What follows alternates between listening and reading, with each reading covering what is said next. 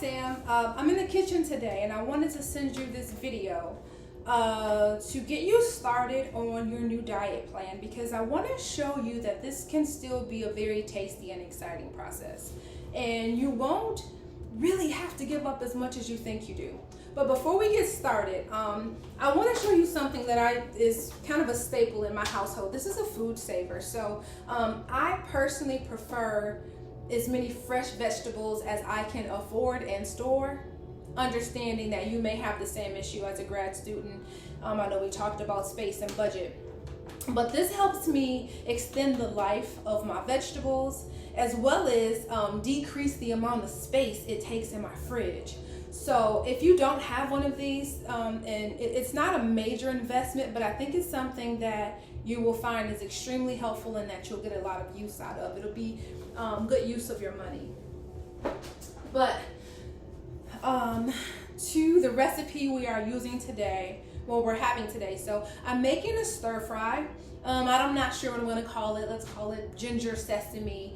But I want to specifically show you a vegan recipe that is low Fodmap, so that you can have an idea of the things you can add to your meals, keep the Asian flair and keep the flavor. So we've got a couple of things. So one thing I have is oyster mushrooms, specifically oyster mushrooms. The others may trigger some type of reaction in your belly. They may not digest well. So oyster mushrooms would be the best choice if you're going to choose a mushroom for your stir fry. I also have, for protein purposes, now I've started making these already, but I have some extra firm tofu. I don't know if you can see, I've been browning it, but extra firm is important because you want to get the lowest moisture tofu that you can, so that it doesn't have anything that'll ferment in your stomach that your small intestine can't digest for you. But these things will add some protein to your now vegan diet. And we've got a bunch of great veggies on the table that we're going to add, and I've specifically chosen all of the ones, or some of the ones, that will be traditional for you and also fit that low FODMAP category. And so I've got some bok choy here that I'm going to chop up, and I'm just going to, I'm going to chop the white parts off, and I'm just, we'll do the green part. I'm going to still make everything chunky. It's a stir fry, so I don't want small vegetables in there.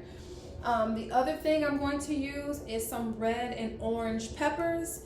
And let me say, so going back to budget and spacing, you can absolutely use frozen and canned if you need to. Or of course you can use the vacuum sealer. But the reason I bring this up is because although there's a lot of stuff, I don't know, you can't really see my table in the video, but it's got a lot of stuff on it. I'm trying to move it so you can see it, but I'm not really successful with that. Actually, let me do this. Let's go a little closer to this. There we go. There we go, Sam. Now, as you see, I have a lot of stuff on this table. Most of it these will be things in like seasonings that'll be in your cabinet, so don't worry about those. This big colander is, actually I don't need it now, but this is what I was using to wash some of the vegetables.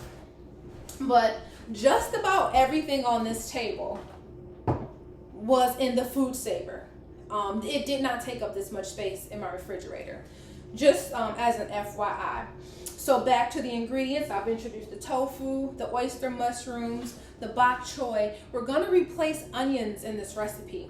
I made something with leeks a little earlier in the week, and so I am using the rest of my leeks. I just have them cut into strips, and that's gonna give it that oniony flavor that you may miss, or actually I don't think you'll miss it at all, because you're gonna be shocked how much the similar addition.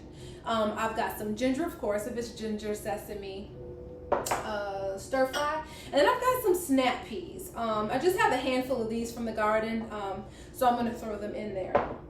And then when I finish, I'm going to top it with, I haven't chopped it yet, with some chopped cilantro and some white sesame seeds. And this is a way to get some good fat into your diet.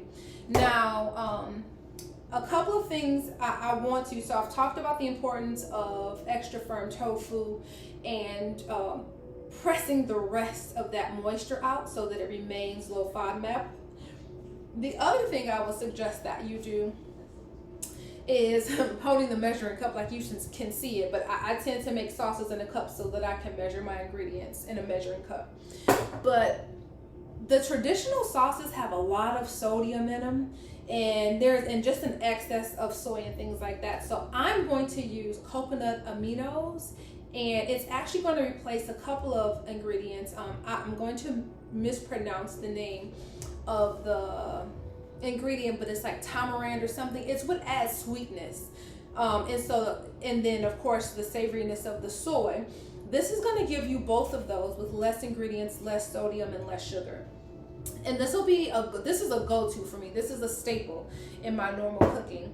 The other thing I'm going to add so that I can get the umami flavor, but also, newsflash, this is going to give you some B12. I noticed that your B12 was a little low. Maybe about a tablespoon or so of this in your sauce. So that's going to be a sauce addition. The other thing I'm going to put in the sauce is like a teaspoon of rice vinegar. Again, the vinegars, they'll take away from the need to continue adding salt to things. And though not labeled in this little thing, if I don't spill it, is cornstarch. And I've got some cornstarch and some cold water to thicken it up. And I think that pretty much covers it. But I really want you to see that the sauce only has a few ingredients. It's not really difficult to make, and it's a lot healthier, and you can control how much you put in the sauce. You can add the nutrients that you're missing and things like that. So don't think of it as an extra step. Think of it as an opportunity to add more of what you need to get you back to the health level that you desire to be in. I did miss one ingredient. I am terrible at making rice. And so my preference is to buy a pre-made rice that I can pop in the microwave. And for you, I know you've got the one hot plate, and so everything can't go on the stove. And so you can always buy some microwavable rice. I'm using jasmine rice. Sometimes I use brown rice. Both of those are ingredients that you can use. So Sam, I just wanted you to see that much of what's on my table right now are things that you already eat.